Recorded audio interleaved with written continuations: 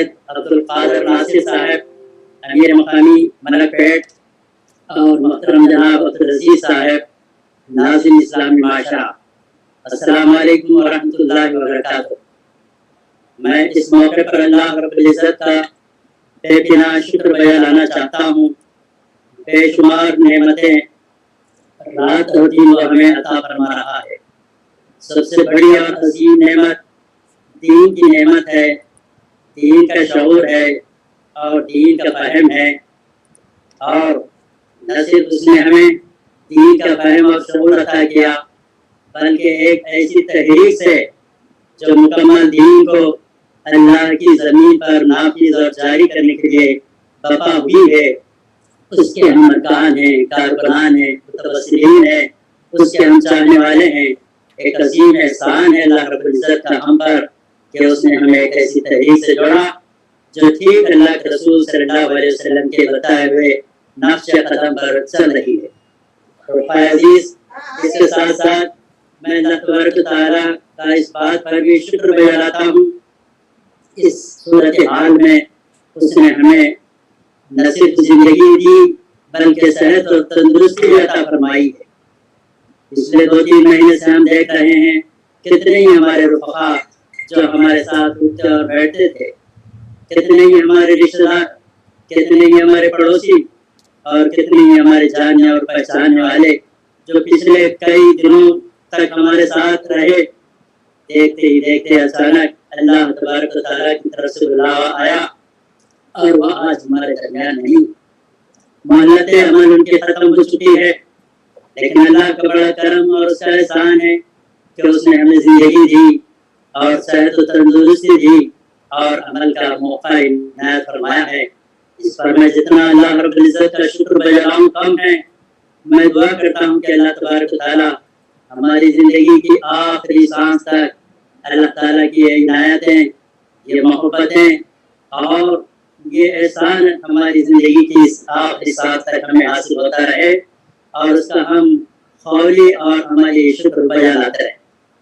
خدمت خلق ایک ایسی عبادت ہے جس کے تعلق سے خود قرآن حکیم کے اندر اور نبی اکرم صلی اللہ علیہ وسلم کی بیشتر احادیث ہمیں ملتی ہے۔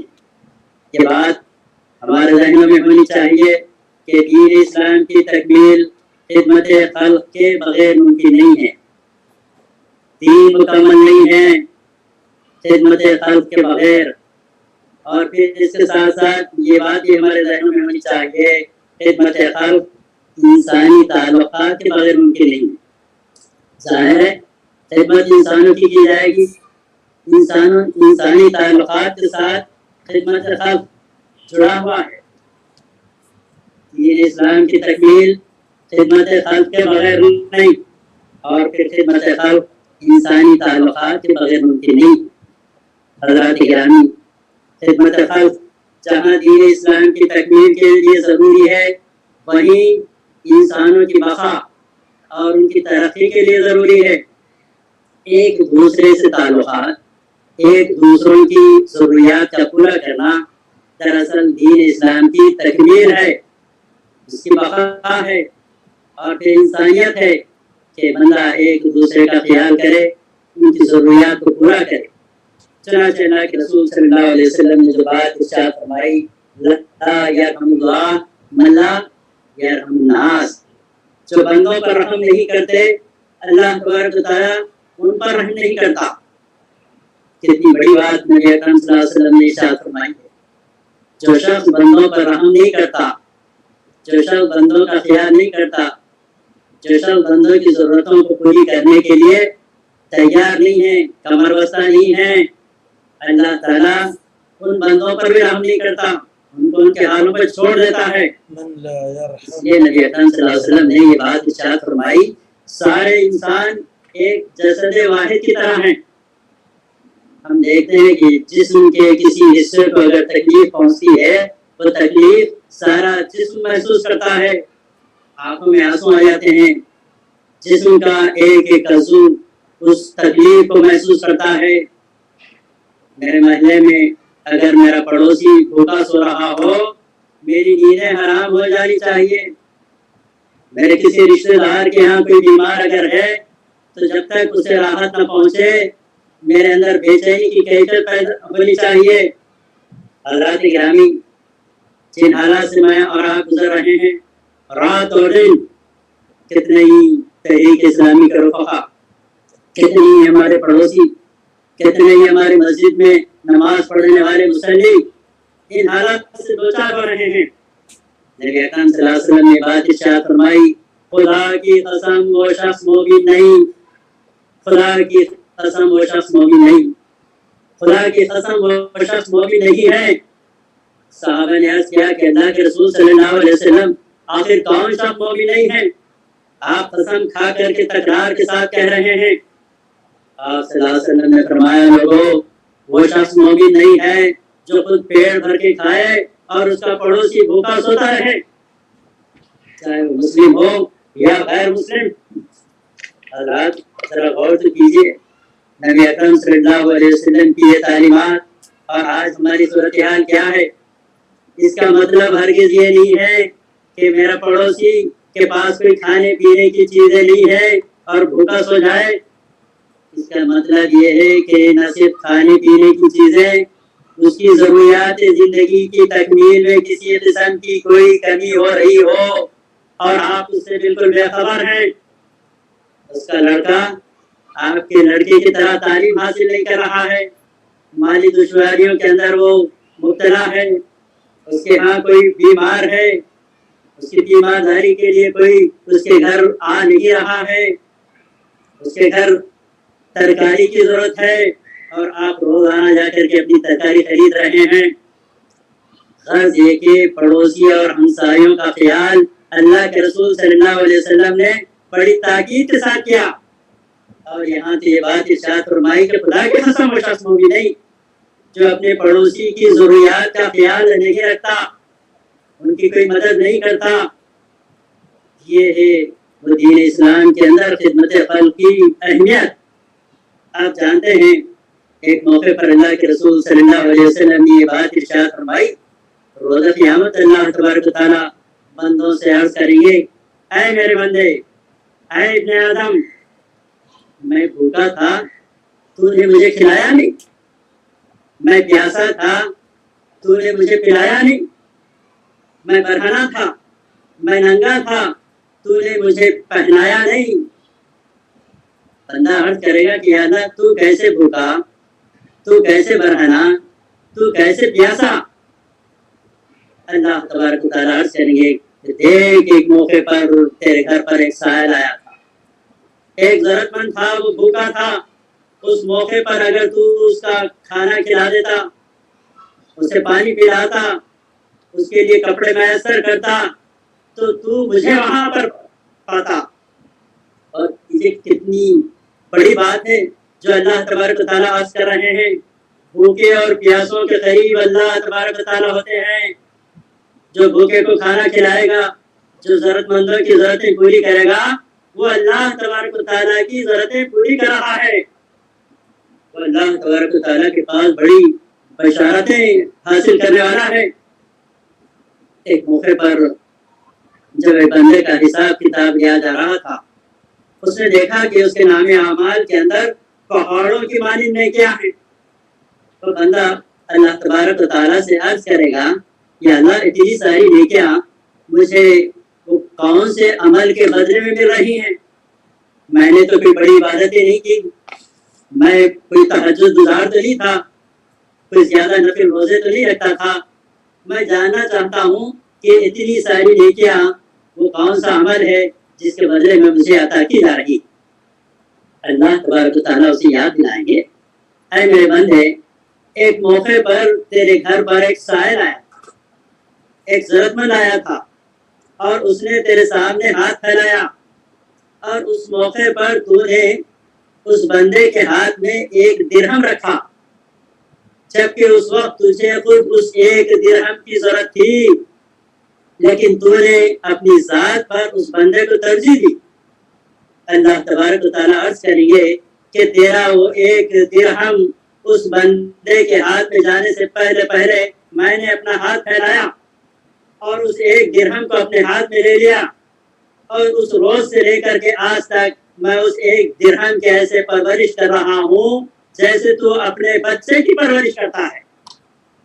اور آج وہی ایک درہم کا اجر ہے جو پہاڑوں کی مانند تیرے نام اعمال میں لکھا گیا. تیرا کوئی عمل تجھے آج جنت میں نہیں لے جا رہا ہے، صرف وہ عمل، وہ ایک درہم جو خود تیری ضرورت تھی لیکن تو نے اپنی ذات پر دوسروں کو ترجیح دی. آج وہ ایک درہم تجھے جنت میں جگہ عطا کی. حضرات غور کیجیے، اللہ تبارک و تعالیٰ کے پاس لاکھوں روپیوں کا مول نہیں ہے. دراصل وہ اخلاص ہوتا ہے جو بندہ کسی بندے کی مدد کرتے ہوئے اس کے دل کے اندر ہوتا ہے. بار بار ہمارے سامنے جنگ تبوک کا واقعہ آتا رہتا ہے. ذرا گہرائی میں جا کر کے غور تو کرو، کتنے عذرات ہم اللہ تبارک و تعالیٰ کے راستے میں اپنے مال کے لگانے کے معاملے میں کرتے ہیں. بیان کرتے ہیں کبھی امیر مقامی اور جماعت کے ذمہ داروں کے سامنے، حال ہی میں کسی مسجد کی تعمیر میں دیا، ابھی زکوٰۃ دیا، ابھی فلانے موقع پر کسی مریض کی مدد کی اور یہ کیا اور وہ کیا، جبکہ اس سے زیادہ مال اللہ رب العزت نے آپ کو دے رکھا ہے اور بھی آپ خرچ کر سکتے ہیں. لیکن اس قسم کے عذرات پیش کر کے ہم اپنا دامن بچانا چاہتے ہیں. شرعی عذر ہے، صحابی کے پاس دینے کے لیے کوئی مال نہیں ہے لیکن جنتوں کے وہ خواہش مند تھے، جنتوں کے وہ طلبگار تھے. اللہ کے رسول صلی اللہ علیہ وسلم کی آواز کان میں پڑی، جنگ تبوک کے موقع پر انفاق کے لیے اعلان کیا گیا. دینے کے لیے کوئی چیز نہیں ہے، کھانے کے لیے فاخر ہیں، رات بھر ایک باغ میں جا کر کے مزدوری کرتے ہیں، سینچائی کرتے ہیں اور اس کی عوض جو مزدوری انہیں ملتی ہے چند کھجوریں، وہ لا کر کے اللہ کے رسول صلی اللہ علیہ وسلم کے پاس پیش کرتے ہیں. اللہ کے رسول صلی اللہ علیہ وسلم یہی مجھے مزدوری ملی ہے، خدا کے واسطے سے قبول فرما لیجیے. شرعی عذر تھا لیکن جنت کی طرف دلوں کے اندر جاگزی تھی. ان کھجوروں کو لا کر کے اللہ کے رسول صلی اللہ علیہ وسلم کے پاس پیش کر دیا. خدا کی قسم وہی کھجوریں تھی جس کے تعلق سے اللہ کے رسول صلی اللہ علیہ وسلم نے فرمایا اس عمل کے بدلے اللہ تبارک و تعالیٰ تمہیں جنتوں میں جگہ عطا.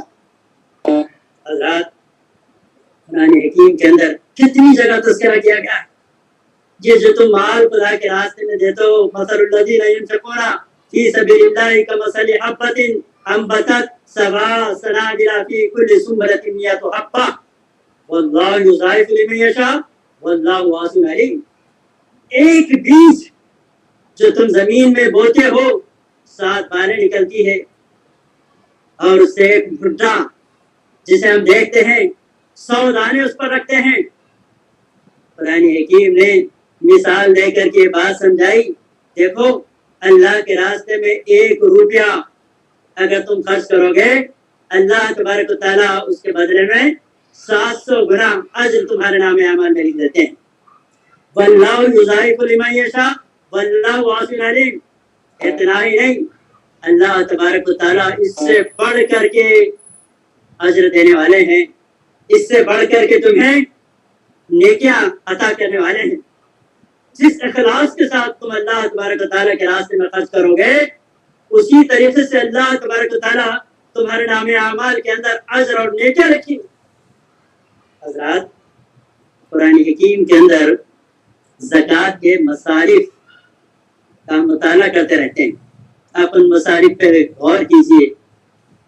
8 مدات ہیں اور ان 8 مدات میں صرف ایک مد ایسا ہے جو اللہ تبارک و تعالیٰ کے دین کے غلبے کے لیے لگانے کے تعلق سے. 8 مدات میں ایک مد ہے اللہ تبارک و تعالیٰ کے دین کے غلبے کے لیے لگانے کا. اور 7 مدات کا آپ مطالعہ کیجیے. وہ 7 مدات بندوں کے اوپر خرچ کرنے کے تعلق سے، مساکین کے اوپر خرچ کرنے کے تعلق سے، مسکینوں کے اوپر خرچ کرنے کے تعلق سے، مسافروں پر مال خرچ کرنے کے تعلق سے، ضرورت مندوں پر مال خرچ کرنے کے تعلق سے، غلاموں پر مال خرچ کرنے کے تعلق سے ہے.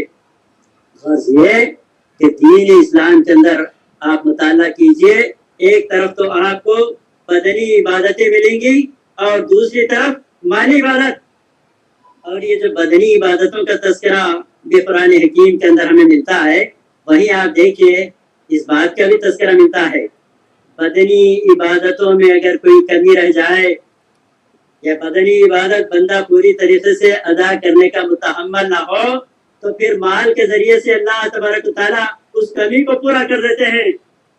ابھی رمضان کے روزے ہم نے رکھے، قرآن کی آیتیں ہمارے سامنے ہیں. اگر کوئی بندہ روزہ رکھنے پر قادر نہ ہو، بیمار ہو، تو پھر کہا گیا کہ خدا کے راستے میں مال خرچ کر کے مسکینوں کا کھانا کھلا کر کے وہ اجر پا سکتا ہے. پورے 30 دن کے روزے ہم نے رکھے. اللہ کے رسول صلی اللہ علیہ وسلم نے یہ بات ارشاد فرمائی، تمہارے 30 دن کے روزے معلق رہ جائیں گے اگر تم ضرورت مندوں کی ضرورت پوری کرنے کے لیے صدقہ فطر ادا نہ کرو. 30 دن کے روزوں کے اندر جو کمی رہ جاتی ہے، جو کوتاہی ہو جاتی ہے، صدقہ فطر کے ذریعے سے ضرورت مندوں کی ضرورتیں پوری کرنے کے نتیجے میں اللہ تبارک و تعالیٰ ان 30 دن کے روزوں کی کمی اور کمزوریوں کو پوری کرتا ہے، معاف کرتا ہے اور اس کے بدلے میں روزوں کو قبول فرماتا ہے. حضرات اکرام، خدمت خلق ایک ایسی عبادت ہے جو ایک بندہ دن کے 24 گھنٹے کر سکتا ہے. اس کے لیے کوئی وقت مقرر نہیں، اس کے لیے پاکی اور صفائی لازمی نہیں ہے. اٹھتے اور بیٹھتے، سوتے اور جاگتے بندوں کی خدمت کرنے کے لیے 24 گھنٹے کا وقت اللہ تبارک و تعالیٰ نے اسے دے رکھا ہے. اور یہ بات بھی یاد رکھیے، خدمت خلق کا جیسا ہی لفظ ہمارے سامنے آتا ہے ہم سمجھتے ہیں کہ شاید کوئی مال نکال کر کے بندوں کی ضرورتیں پوری کرنا. اللہ کے رسول صلی اللہ علیہ وسلم نے خدمت خلق کے لیے، بندوں کی ضرورتوں کے لیے اور بھی طریقے بیان فرمائے ہیں. آپ صلی اللہ علیہ وسلم نے یہ بات ارشاد فرمائی، بندہ جب سو کر کے اپنے بستر سے اٹھتا ہے جسم کے ایک ایک عضو پر صدقہ واجب ہو جاتا ہے. صحابہ نے عرض کیا کہ اللہ کے رسول صلی اللہ علیہ وسلم، جسم میں تو کئی اعضاء ہیں، 20-25 اعضاء تو واضح طور پر دکھائی دیتے ہیں، اور ہمارے پاس اتنا مال تو نہیں ہے کہ ہم مال نکال کر کے بندوں کی خدمت کریں اور صدقہ نکالیں. اللہ کے رسول صلی اللہ علیہ وسلم نے فرمایا، دیکھو لوگوں کی ضرورتیں پوری کرنے کے لیے صرف مال کا نکالنا ہی صدقہ نہیں ہے، خدمت خلق نہیں ہے. آپ نے فرمایا کسی بندے کے ساتھ مسکرا کر کے بات کرنا صدقہ ہے. آپ نے فرمایا کسی کا مال اٹھا لینا، کسی کا بوجھ اٹھا لینا صدقہ ہے، خدمت خلق ہے. آپ نے فرمایا کسی کو پانی پلا دینا، کسی کے ڈول میں پانی ڈال دینا، کوئی کسی کو سواری پر چڑھنے کے لیے مدد کر دینا. آپ بس میں سفر کر رہے ہیں، کوئی خاتون اور کوئی ضعیف کھڑا ہوا ہے، اس کے لیے جگہ کا فراہم کر دینا صدقہ ہے. کسی کو نیکی کا حکم دینا، نیکی کی بات بتانا اور کسی کو برائی سے روک دینا صدقہ ہے، نیکی کا کام ہے، خدمت خلق ہے. کسی کو راستہ بتا دینا، کوئی نابینا ہے، ہاتھ پکڑ کر کے آپ اس کا راستہ بتا رہے ہیں، خدمت خلق کا یہ کام ہے. لوگوں غور تو کرو، قرآن حکیم جو رات دن ہم پڑھتے رہتے ہیں، قرآن کی ابتدائی آیتوں میں اللہ تبارک تعالیٰ نے یہ بات ارشاد فرما دی. قرآن حکیم سے ہدایت حاصل کرنے کے لیے جو شرائط بیان کیے گئے ہیں، اس میں یہ بات بتا دی گئی، وَمِمَّا رَزَقْنَاهُمْ يُنْفِقُونَ. جو کچھ رزق اللہ تبارک تعالیٰ نے دیا ہے وہ رزق ضرورت مندوں پر خرچ کرنے والے قرآن حکیم سے ہدایت حاصل کریں گے. وَمِمَّا رَزَقْنَاهُمْ يُنْفِقُونَ. جو نعمتیں اللہ تعالیٰ نے تمہیں دی ہے، جو مال اللہ تعالیٰ نے تمہیں دیا ہے، جو رزق اللہ تبارک تعالیٰ نے تمہیں دیا ہے، جو قوت طاقت اللہ تبارک تعالیٰ نے دی ہے، وہ ضرورت مندوں پر خرچ کرنے والا قرآن حکیم سے ہدایت حاصل کرے گا. اور جو ان چیزوں کو بچا کر کے رکھے گا، مال اللہ تعالیٰ نے دیا ہے، بچا کر کے رکھ رہا ہے، بخل کر رہا ہے. جسمانی قوت اللہ تبارک تعالیٰ نے دی ہے، بچا کر کے رکھ رہا ہے. ضرورت مندوں کے لیے اپنی جسمانی قوت کو استعمال کر کر کے لوگوں کی خدمت کے لیے لگا نہیں رہا ہے، بخل کر رہا ہے. قرآن حکیم آگے بات ارشاد فرما رہا ہے، جو اللہ کے راستے میں ضرورت مندوں کی مدد کے لیے اپنا مال نہیں لگائے گا، خرچ نہیں کرے گا، وَسَوَاءٌ عَلَيْهِمْ أَأَنذَرْتَهُمْ أَمْ لَمْ تُنذِرْهُمْ لَا يُؤْمِنُونَ۔ جن لوگوں نے ان باتوں کو تسلیم کرنے سے انکار کیا، بھوکے کو کھانا نہیں کھلایا، ننگے کو کپڑا نہیں پلایا، پیاسے کو پانی نہیں پلایا، ضرورت مندوں کی ضرورتیں پوری کرنے کے لیے اپنا مال خرچ نہیں کیا، کسی کو آکسیجن سلنڈر کی ضرورت تھی اور تم اپنے پاس پیسے رکھتے تھے، انہیں آکسیجن سلنڈر نہیں پہنچایا، کسی کو دوائیں نہیں پہنچائی، کسی کو دواخانہ پہنچانا تھا، یہ کام انجام نہیں دیا۔ وَمِمَّا رَزَقْنَاهُمْ يُنْفِقُونَ۔ خدا کی قسم وہ شخص قرآن حکیم سے ہدایت حاصل نہیں کر سکتا، چاہے وہ قرآن کا کتنا ہی مطالعہ کرتا رہے، قرآن کے کتنے ہی وہ درس دیتا رہے، قرآن کی آیتوں پر روزانہ اسے پڑھتا رہے اور لوگوں کو سمجھاتا رہے، قرآن کی ہدایت کے اس کے لیے دروازے بند ہیں۔ وَسَوَاءٌ عَلَيْهِمْ أَأَنذَرْتَهُمْ أَمْ لَمْ تُنذِرْهُمْ لَا يُؤْمِنُونَ۔ جن لوگوں نے ان باتوں کو تسلیم کرنے سے انکار کیا، ہم زبان سے تو انکار نہیں کرتے لیکن عمل سے جو لوگ انکار کر رہے ہیں ان کے لیے جنت کے دروازے بند ہیں۔ ختم اللہ علی قلوبہم وعلی سمعہم وعلی ابصارہم غشاوہ ولہم عذاب عظیم۔ یہ قرآن پڑھتے رہیں، اللہ تبارک و تعالیٰ ان کے آنکھوں پر پردہ ڈال دے گا، ان کے کانوں پر پردہ پڑ جائے گا، ان کے دلوں کے اوپر مہر لگ جائے گی، وَلَهُمْ عَذَابٌ عَظِيمٌ۔ روز قیامت اللہ تبارک و تعالیٰ دردناک عذاب کے اندر انہیں مبتلا کر دے گا۔ رفیقوں، بزرگوں اور دوستوں، اللہ تبارک و تعالیٰ نے جنہیں مال کی، دولت اور یہ نعمت عطا کی ہے، خدا کے راستے میں ان مالوں کو خرچ نہیں کرو گے، بچا بچا کر کے سینت کر کے رکھو گے۔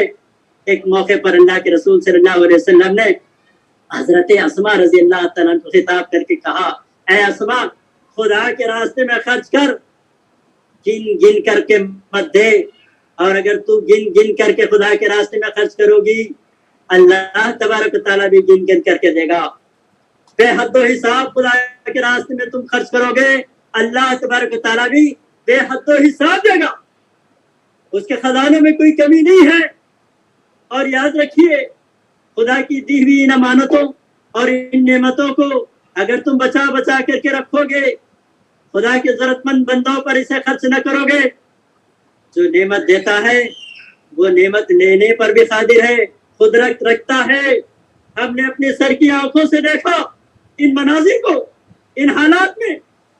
کل تک جب ان کے پاس ہم جاتے تھے مختلف ضروریات لے کر کے، اللہ کے بندوں پر ان مالوں کو خرچ کرنے کے لیے اپیلیں ہم کرتے تھے، ضرورت مند جاتے تھے، ان کے دلوں پر قفل لگ گیا تھا، مختلف ہیلے اور بہانے کر کر کے بڑھا دیا کرتے تھے۔ اللہ تبارک و تعالیٰ نے آج ان کی جیبوں سے اس طریقے سے مال نکالا، آج ان کا بیٹا بیمار ہوا، آج ان کی بیوی بیمار ہوئی، آج ان کے رشتہ دار بیمار ہوئے، لاکھوں روپیہ اس بیماری کے لیے انہوں نے لگایا، اور ہم نے یہ حالات بھی دیکھے ہیں۔ اپنے زیوروں کو خواتین نے بیچا ہے، اپنے زمینات کو لوگوں نے بیچا ہے اپنے علاج کے لیے۔ کل تک جب لوگ اپنی ضرورتیں لے کر کے ان کے پاس جاتے تھے، چند روپے لوگوں کی ضرورتوں کو دینے کے لیے وہ گریز کرتے تھے، آنا کنی کرتے تھے، عذرات پیش کرتے تھے، اور آج اللہ تبارک و تعالیٰ نے انہیں کنگال کر دیا۔ علاج معالجے کے لیے اپنے زمینات، اپنے زیورات بیچنے کے لیے وہ آج مجبور ہو گئے۔ کل تک جو زکوٰۃ دینے پر قادر تھے لوگوں، جب اللہ تبارک و تعالیٰ مال نکالنا چاہتے ہیں تو آج صورتحال یہ ہو گئی کہ وہ آج لوگوں کی زکوٰۃ لینے کے محتاج ہو گئے۔ اللہ تبارک و تعالیٰ نے مجھے اور آپ کو جو نعمتیں دی ہیں، یاد رکھیے، ہم خدا کے راستے میں اگر خرچ نہیں کریں گے، انہیں بچا بچا کر کے سینت کر کے رکھیں گے، اللہ تعالیٰ ہماری جیبوں سے ان مالوں کو نکالنے پر قدرت رکھتا ہے۔ عزیزوں، دوستوں، تحریک اسلامی کے رفقا، اللہ تبارک و تعالیٰ نے بہت ہی کھول کر کے بات ارشاد فرما دی، لن تنالوا البر حتی تنفقوا مما تحبون तुम नेकी को नहीं पहुंच सकते उस वक्त तक जब तक कि वो चीज जिससे तुम मोहब्बत रखते हो खुदा के रास्ते में खर्च न करो। माल से मोहब्बत है तो निकालो, मालों को खर्च करो, पड़ोसियों के लिए, जरूरतमंदों के लिए, महल्ले वालों पर, मस्जिद के मुसल्लियों पर। इन मालों को अगर आप बचा करके रखते हैं जिससे तुम मोहब्बत करते हो, तुम नेकी को नहीं पहुंच सकते। कल तुम्हारी आंखें बंद हो जाएंगी, ये माल धरा का धरा रह जाएगा। बड़े बदनसीब है वो लोग जो रोज़ क़यामत अल्लाह तबारक तआला की अदालत में खड़े हैं और अल्लाह तबारक तआला उनकी पाई पाई का हिसाब ले रहा है और उनके छोड़े हुए माल पर लोग ऐश व इशरत की जिंदगियां गुजार रहे हैं। वलिल्लाहि मीरासुस समावाति वल अर्द, ये जमीन और आसमान की मीरास का मालिक अल्लाह तबारक तआला ही है।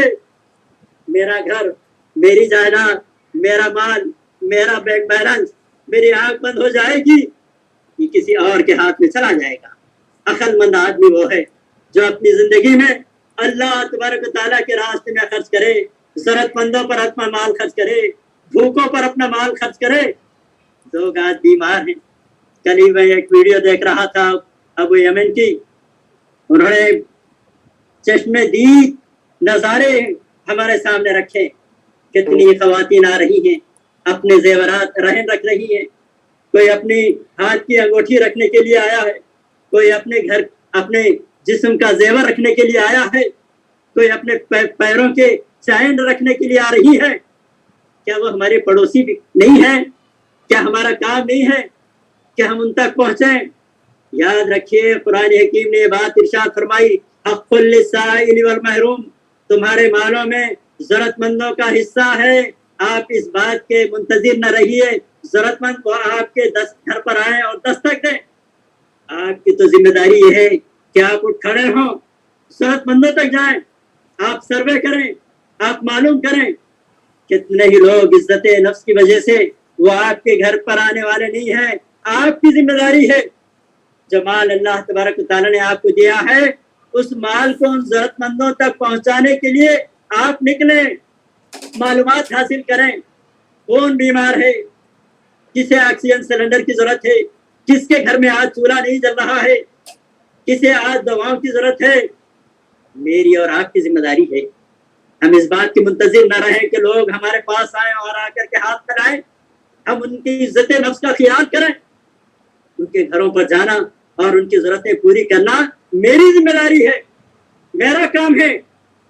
इस जिम्मेदारी को अगर हम पूरा नहीं करेंगे तो अल्लाह तबारक तआला के पास हमारे एक एक पाई का हिसाब देना होगा।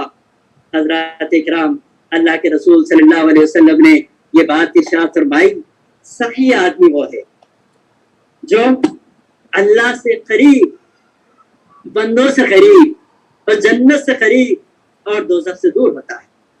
सखी आदमी अल्लाह से करीब, अल्लाह के बंदों से करीब, जन्नत से करीब और दोज़ख से दूर होता है।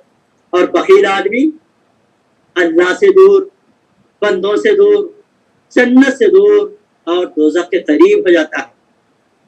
जिसे अल्लाह तबारक तआला ने मान दिया और अल्लाह के रास्ते में अल्लाह के बंदों पर खर्च नहीं करेगा, अल्लाह के रसूल सल्लल्लाहु अलैहि वसल्लम ने बात इरशाद फरमाई, वो बंदा जो बखील है वो जन्नत की खुशबू तक नहीं सूंघ सकता।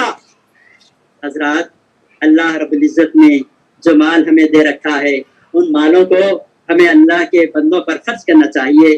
और ये काम नहीं करेंगे, इन मालों को बचा बचा करके रखेंगे, तो फिर कुरान हकीम बड़ी सख्त तंबीह करता है, वल्लज़ीना यकनिज़ून ज़हब वल-फ़िज़्ज़ा वला युनफ़िक़ून फ़ी सबीलिल्लाह फ़बश्शिरहुम बिअज़ाबिन अलीम यौम युहमा अलैहा फ़ी नारि जहन्नम फ़तुक्फ़ा बिहा जिबाहुम व जुनूबुहुम व ज़ुहुरुहुम हाज़ा मा कनज़्तुम लिअन्फ़ुसिकुम फ़ज़ूक़ू मा कुन्तुम तकनिज़ून।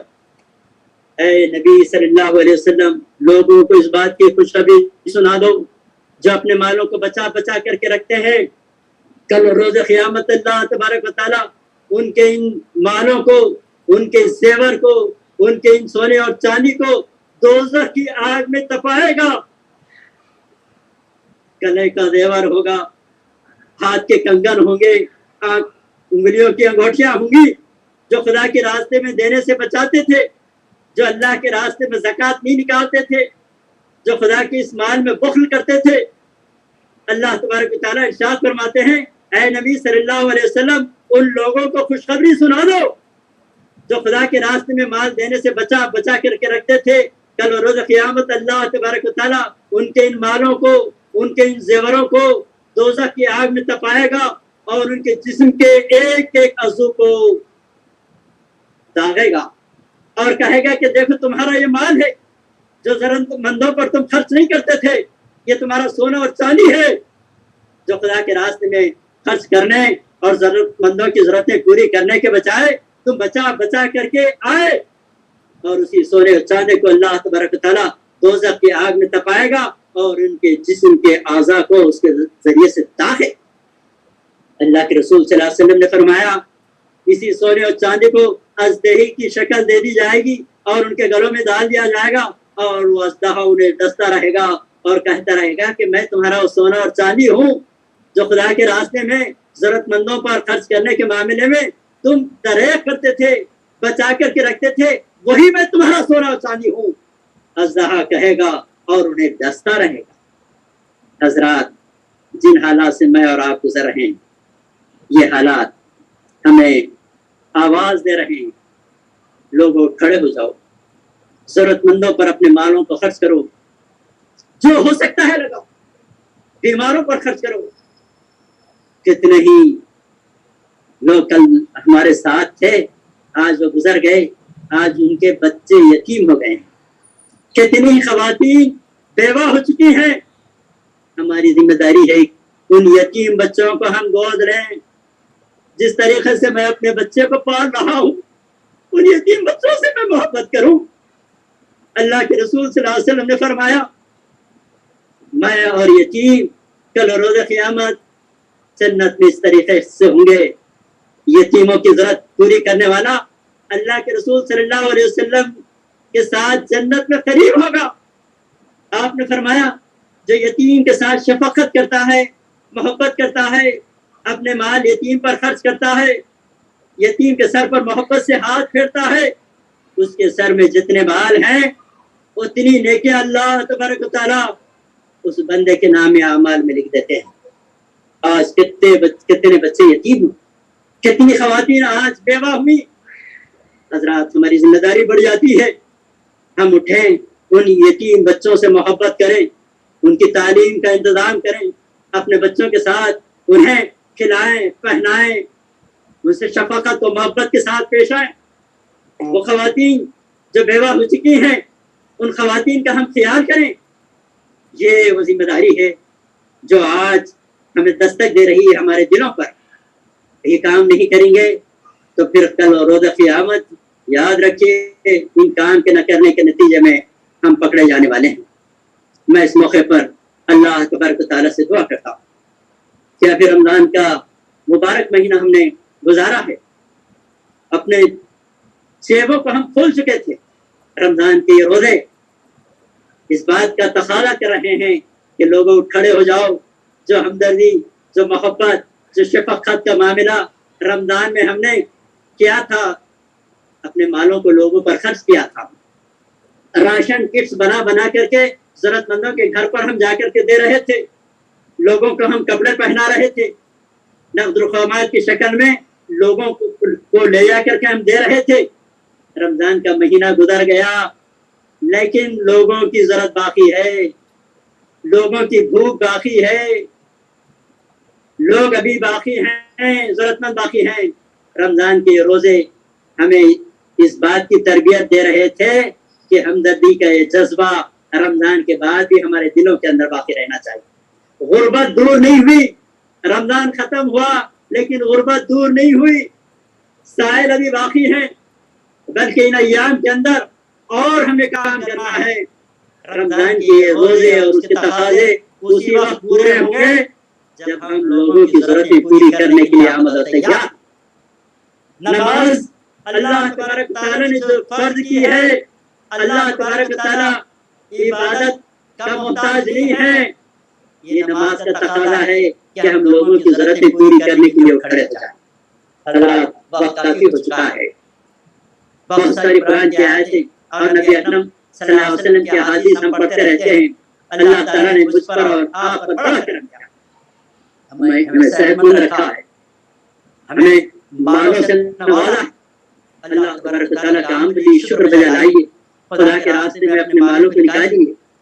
اللہ کے رسول صلی اللہ علیہ وسلم نے فرمایا جب بندہ بند مٹھی لوگوں کی ضرورتیں پوری کرتا ہے، ایک ہاتھ اگر خرچ کرے تو دوسرے ہاتھ کو پتہ نہ چلے، روز قیامت اللہ تبارک و تعالیٰ کے سائے تلے میں ہوگا.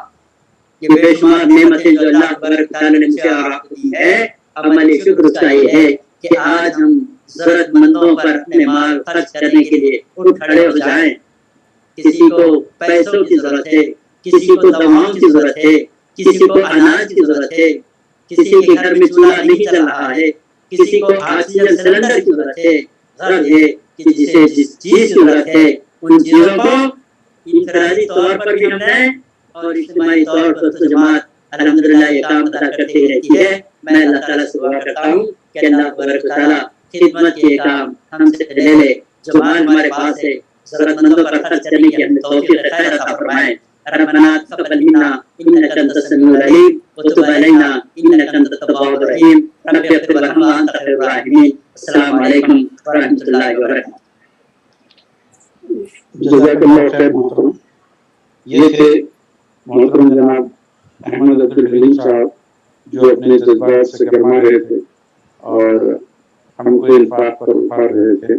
ہم محترم کا شکریہ ادا کرتے ہیں کہ آپ نے ہماری دعوت قبول کی اور ہمیں مخاطب کیا. اللہ تعالیٰ آپ کو بہترین جزائے خیر عطا فرمائے. اور آپ سب کا بھی شکریہ کہ آپ نے اس پروگرام کو جوائن کیا اور سماعت کیا. اسی کے ساتھ ہم اس پروگرام کو اختتام تک پہنچاتے ہیں. سبحان اللہ بحمدہ، سبحانک اللہم وبحمدک، نشہد ان لا الہ الا انت، نستغفرک ونتوب الیک. جزاک اللہ خیر. السلام علیکم.